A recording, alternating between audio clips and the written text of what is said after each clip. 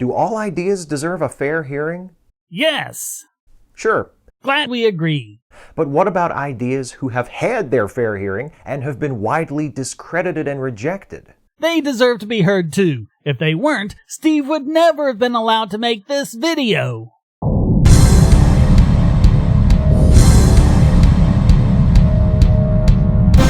With the recent punching of white supremacist Richard Spencer and protesters shutting down scheduled appearances by racist, misogynist, professional internet troll Milo Yiannopoulos,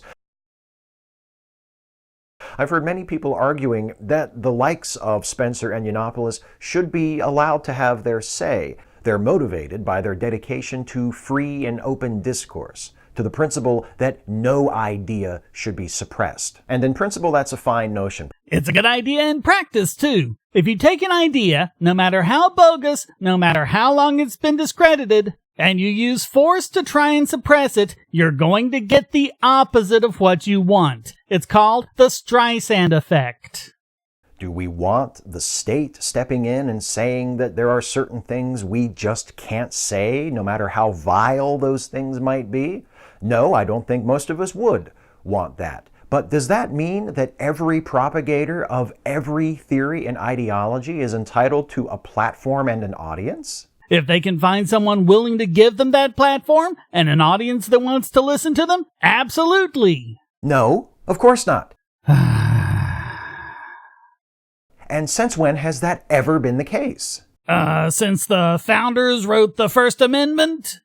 We ignore people promoting what we have come to regard as bad ideas all the time. Sucker punching a guy in the face, stealing a microphone and blowing whistles into it, rioting, destroying businesses and trash cans, setting cars on fire. Steve, this is the opposite of ignoring it.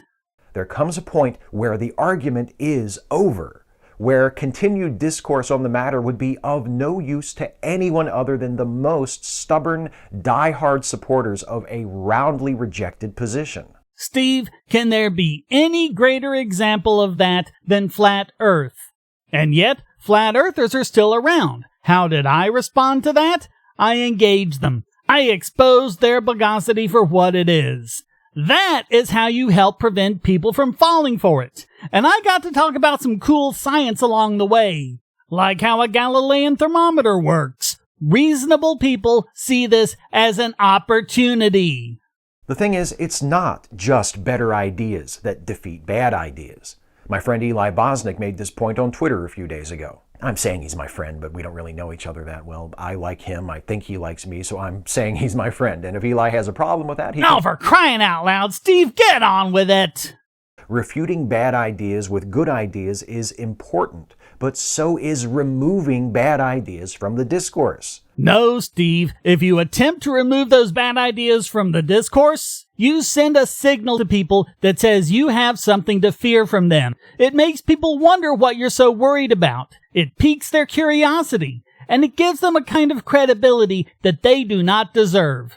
Not only that, what if sometime in the future, new information or evidence comes to light supporting their notion? I don't expect it or anything, but there is a non-zero chance, however infinitesimal, that evidence for a flat earth, or creationism, or homeopathy, or anything else will be found. Should that happen, we need lines of communication to be open so we can properly examine it and revise our view of the universe accordingly.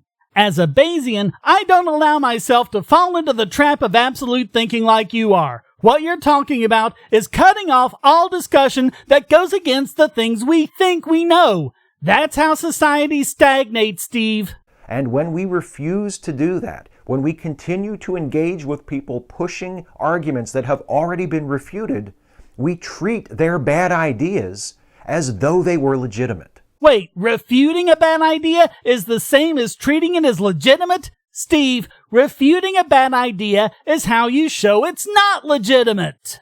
There's a name for this, the balance fallacy. That's not what the balance fallacy is, Steve. The balance fallacy would be if you're talking about astronomy and you have a flat earther come on for balance to give an opposing view, treating it as if it is just as legitimate as modern astronomy. That is not the same as refuting the flat earth idea and showing it to be the nonsense it is. The balance fallacy is the only hope the likes of Spencer and Yiannopoulos have for continuing to earn a living disseminating their long ago discredited ideas. No, Steve, it's people like you. People like the racist, misogynist, child-raping, baby-eating, jaywalking Steve Shives. Okay, I hope you got the point there. Steve, to my knowledge, is none of those things, but that's how easy it is to engage in a poisoning the well fallacy like the one he started out with. I don't know anything about Richard Spencer, but I've seen several talks from Milo Yiannopoulos, and I don't see any of the racism and misogyny everyone keeps talking about. And I see someone who is absolutely ready to engage anyone else in a conversation on the issue. But they don't do that. They steal his microphone and blow whistles into it. They call in bomb threats. They riot and engage violently with people who are just trying to attend. That's not the way to deal with this, Steve. I titled this video, Steve Shives Hates Free Speech. I hope everyone caught that as irony, or at least hyperbole, but it's the kind of clickbaity, attention-grabbing video title or tweet or whatever that epitomizes the reactions of the social justice movement to ideas they don't agree with. That's why they lean so hard on their warped, self-serving caricature of free speech, which in their interpretation includes not only the right to speak, but also the right to a microphone and an audience. They have that right if they can find someone willing to give them a microphone, and people willing to attend. Yiannopoulos has found that all over the country. And when he does, people riot. People storm the stage. People do everything they can to forcibly stop him from speaking. They absolutely are violating his right to free speech. But that's not how it works. Refuting bad ideas with good ideas is necessary, but that's just step one. Step two is leaving behind the bad ideas and the people who continue to cling to them and demand our attention. The funny thing about this is how much the social justice movement clings to long-refuted ideas. Look at how much Steve regards as gospel truth the gender pay gap, despite all of the economic analyses showing it to be crap. I wonder if Steve's going to abandon the minimum wage, since every bit of empirical evidence, as well as economic theory, shows it to be destructive for the very people it purports to help. No, this is just yet another video full of virtue signaling. He doesn't want people like Milo to speak because he doesn't have a refutation for him. If he did, he would have posted it long ago. That's why he has to resort to poisoning the well. Do they have the right to continue to speak in support of their bad ideas? Sure they do. Do they have the right to a platform to better enable them to disseminate those ideas? Yes, and you and the other social justice warriors have no right to forcibly remove him from a platform where the legitimate owners have said he can speak. The only way your comments would make sense, Steve, is if Milo were muscling his way onto college campuses and kidnapping people and forcing them to attend. That isn't happening. Nothing like that is happening. He's going where he's invited, and the audience members are there because they want to hear what he has to say. What you're talking about is violating their rights to host a speaker and hear what he has to say. Absolutely not.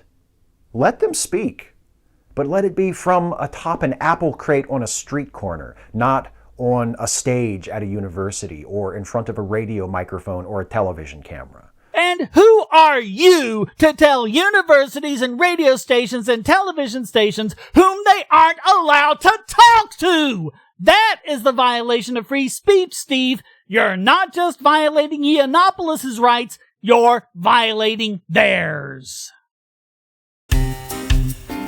Hey, if you enjoyed this video, why not hit like and subscribe? And to make sure I can keep producing content, support this channel by becoming a patron.